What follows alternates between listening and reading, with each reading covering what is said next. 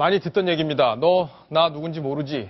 또 갑질 이야기가 벌어졌는데 재벌가 3세가 이번에도 또 갑질 논란에 휩싸였습니다. 어떤 그룹인지 또 누구인지 지금부터 자세히 알아보겠습니다. 이동영 차장. 네. 또 화가 나는 그런 뉴스가 나왔네요. 많은 분들이 또 화가 나실 텐데요. LG그룹의 3세입니다. 3세가 강남에 한 작은 건물을 사들였는데요. 네. 여기에 세를 들어 장사를 하고 있는 영세 상인들에게 나가라, 그리고 간판을 함부로 떼어버린다든지 소송을 거는 방법으로 괴롭혀왔다. 그리고 이 건물을 관리한다는 사람이 폭언과 욕설, 협박을 서슴지 않았다. 예. 이런 사실들이 확인되고 있어서 또 다른 갑질 논란을 낳고 있습니다. 그러니까 건물 새로 산 다음에 세입자들한테 나가라. 그렇죠. 돈 더 내놔라. 그렇습니다. 지금 이러고 있는 거다. 이 얘기. 계약 기간이 만료됐다면은 뭐 별 문제가 없었겠죠. 하지만 계약 기간이 엄연히 남아 있는데도 불구하고 돈을 더 받아내기 위해서 나가라는 소송까지 걸었기 때문에 많은 분들이 공분을 하고 있고, 또 한 가지는 정상적인 계약 기간이 남아 있었음에도 불구하고 법적인 소송을 냈고, 또 관리인을 자청하는 사람이 수시로 이 세입자들을 찾아와서 폭언, 협박하는 내용이 고스란히 화면에 잡혀서 많은 사람들이 공분을 하고 있는 상황입니다. 그렇군요. 바로 이분이네요.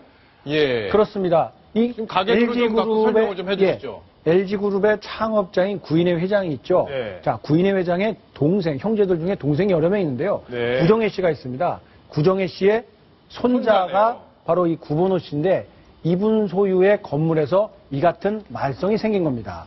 근데 과거에 이런 혐의도 있었나요? 자, 2011년에는 주가 조작 혐의로 이 집행유예를 선고받은 적도 있고요. 본인의 지분, LG 계열사의 지분이 갖고 있었는데, 자, 그 지분 금액이 1,930억 원에 이를 만큼 상당한 재력의 소유자입니다.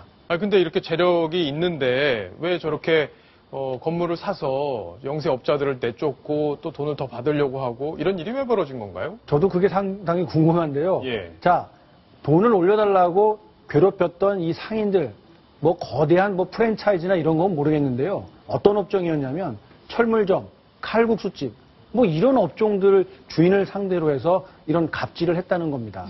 예.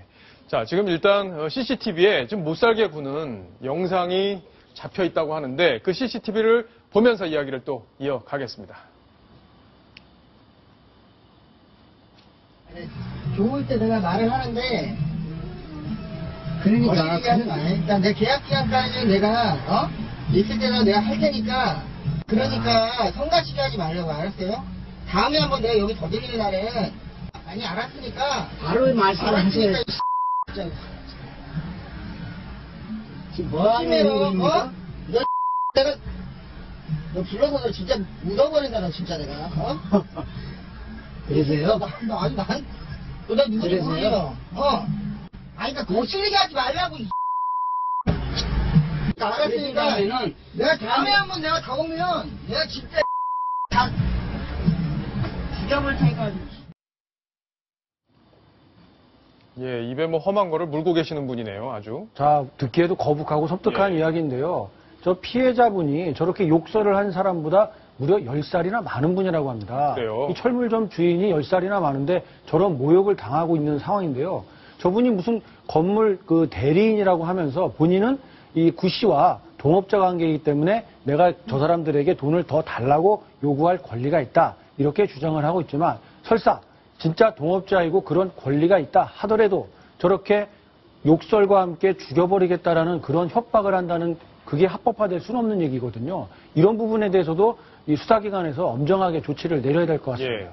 유해 교수님께서 보시기에는 저게 협박에 해당이 되는지, 처벌을 또 받을 수 있는 건지 궁금한데요. 충분히 협박이죠. 아, 지금 저건 가능해요? 묻어버리겠다, 예. 죽여버리겠다, 그리고 그냥 지나가는 행인이 아니라 그 건물주의 대리인이라고 하는 사람이 와서 이야기를 하기 때문에 제가 보기에는 저 상황이 특히 다음에 또 오겠다, 다시 오겠다, 반복적으로 고지를 했기 때문에 협박죄에 충분히 됩니다. 예. 그럼 저렇게 협박을 했을 때 누가 하느냐에 따라서도 영향이 많이 법적으로는 있는 거죠? 그럼요. 본인이 지금 나는 대리인이다. 근데 만약에 그 대리인 관계가 증명이 안 되면 어떻게 되나요? 대리인이 증명이 안 돼도 본인이 대리인이라고 고지를 했기 때문에 네. 본인이 하고 있는 행위는 다른 건 몰라도 본인의 행위는 협박죄에 충분히 성립이 그러면 됩니다. 그 협박의 어떤 책임이, 법적 책임이 그 LG가의 3세한테도 가게 되나요? 어떻습니까? 그 부분은 애매합니다. 왜냐하면 예. 정말 대리인인지 아니면 그만큼 나는 그 정도까지 하라고 하지 않았다. 예. 내가 했던 건 그 범위가 아니라고 한다면은 그까지 책임을 묻기는 힘들기 때문에 일단은 지금 나와 있는 저 대리인에게는 협박죄가 성립됩니다. 성립된다. 네. 예. 자, 저 철물점주 지금 협박을 한 당사자보다 10살이나 많아서 아주 속이 10살 더 어린 사람한테 그러니까 협박을 당한 거죠. 아주 속이 더 타들어갈 텐데 그 목소리를 저희가 직접 한번 들어봤습니다. 저 당장 나가든가 안 그러면은 내가 많이 편리 봐줘서 월 250씩 내놔라야지 월 임대료를. 난 전설이 있는데 말도 안 되는 걸 욕을 하더라고요.